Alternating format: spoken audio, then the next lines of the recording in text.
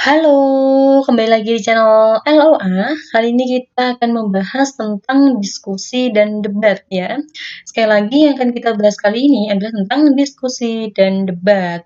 Nah, langsung saja di sini ada ilustrasi ya. Seperti biasa di sini ada ilustrasi orang-orang yang sedang apa ya teman-teman? Iya, yang sedang berdiskusi, bener banget ya. Kemudian di sini ada yang berdebat ya, karena yang akan kita bahas adalah diskusi dan debat. Oke, diskusi dan debat ini merupakan, ayo apa, ada yang tahu nggak? Iya, jadi diskusi dan debat ini merupakan bentuk pertukaran pikiran gitu kan, ya, saling bertukar pikiran ya, atau pertukaran pendapat ya, untuk memperoleh sebuah simpulan tertentu gitu. Sekali lagi ya, diskusi dan debat ini merupakan bentuk pertukaran pikiran atau pertukaran pendapat ya, untuk memperoleh sebuah simpulan tertentu gitu. Di dalam diskusi ya, mungkin bisa jadi muncul yang namanya perdebatan ya, muncul perdebatan di dalam sebuah diskusi. Jadi debat ini ya, debat itu adalah bagian dari diskusi ya. Jadi debat ini ya adalah bagian dari diskusi. Nah, debat ini terjadi jika apa teman-teman? Iya, debat ini terjadi jika ada dua atau lebih yang beradu argumen gitu kan ya. Debat itu bisa terjadi jika ada dua atau lebih yang beradu pendapat gitu. Dalam bentuk pendapat yang saling apa? Yang saling bertentangan gitu kan.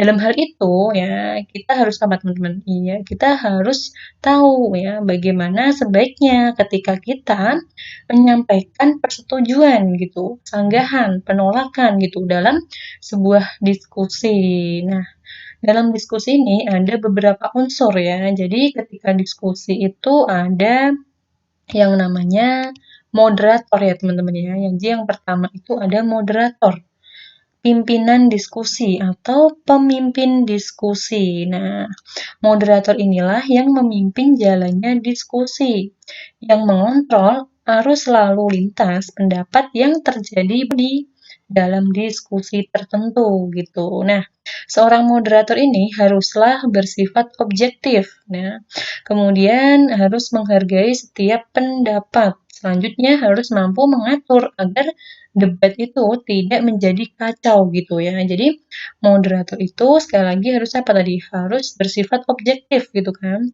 Kemudian yang kedua harus apa? Menghargai setiap pendapat dan selanjutnya mampu mengatur agar debat itu ya, debat itu tidak menjadi kacau. Nah, itu adalah tugas dari moderator ya, memimpin jalannya diskusi.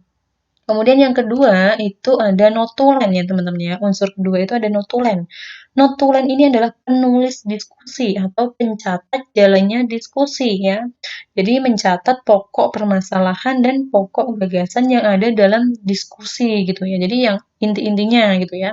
Dalam diskusi itu apa? Nah, itu adalah nanti dicatat oleh notulennya ya. Si notulennya itu harus mencatat apa-apa yang penting di dalam diskusi itu. Nah, yang ketiga ada pembicara. Nah, pembicara ini biasanya adalah pakar atau orang profesional gitu.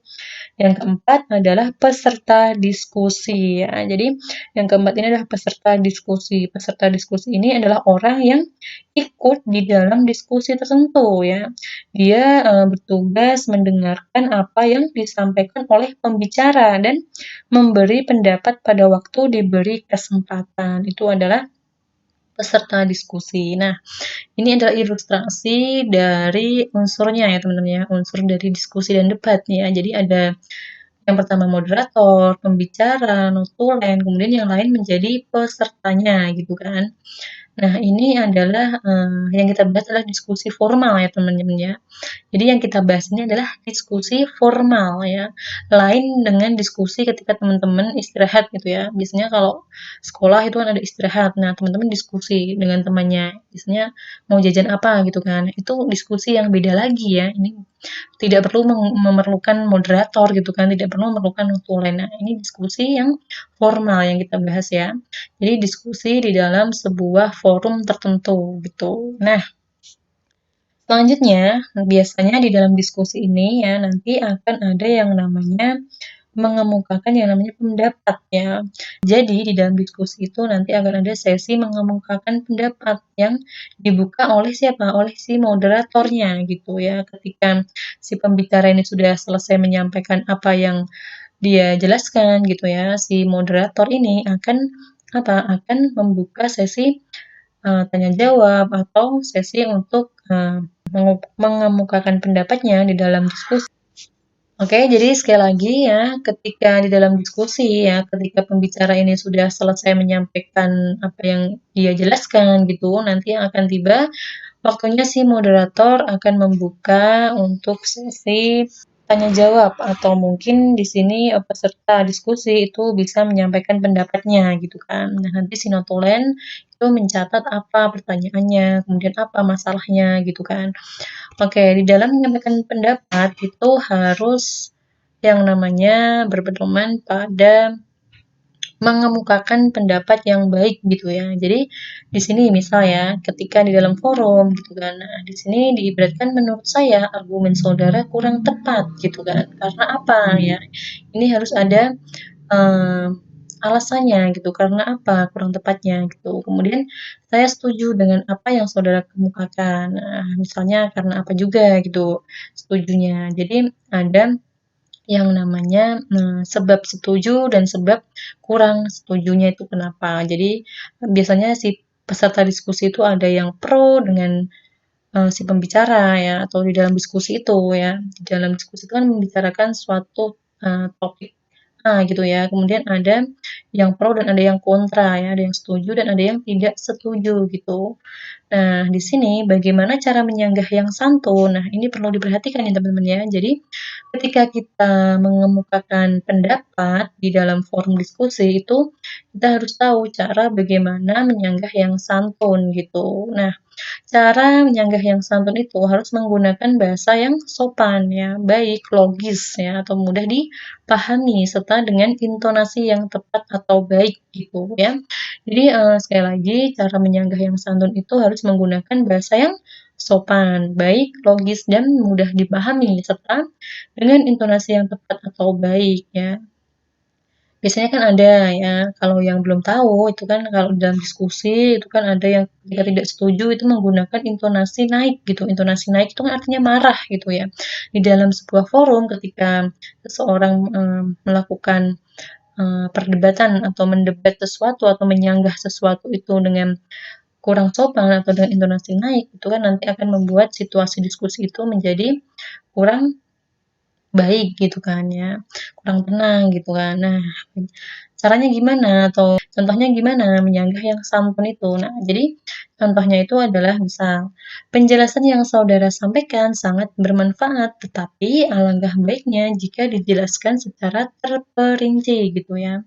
Jadi, penjelasan sekali lagi ya, penjelasan yang saudara sampaikan ini sudah bermanfaat ya, tetapi alangkah baiknya jika dijelaskan secara terperinci. Jadi meminta yang namanya penjelasan yang lebih terperinci lagi, agar lebih mudah dipahami gitu kan ya, agar lebih mudah dipahami. Nah, biasanya ketika kita mengemukakan pendapat kita ya, baik pro ataupun kontra, kita harus lebih berpedoman pada sebuah fakta ya. Fakta ini adalah terukur gitu ya. Jadi jangan hanya mengandalkan sebuah opini atau pendapat saja gitu. Jadi harus berupa fakta yang terukur ya. Jadi ini adalah landasan ketika kita melakukan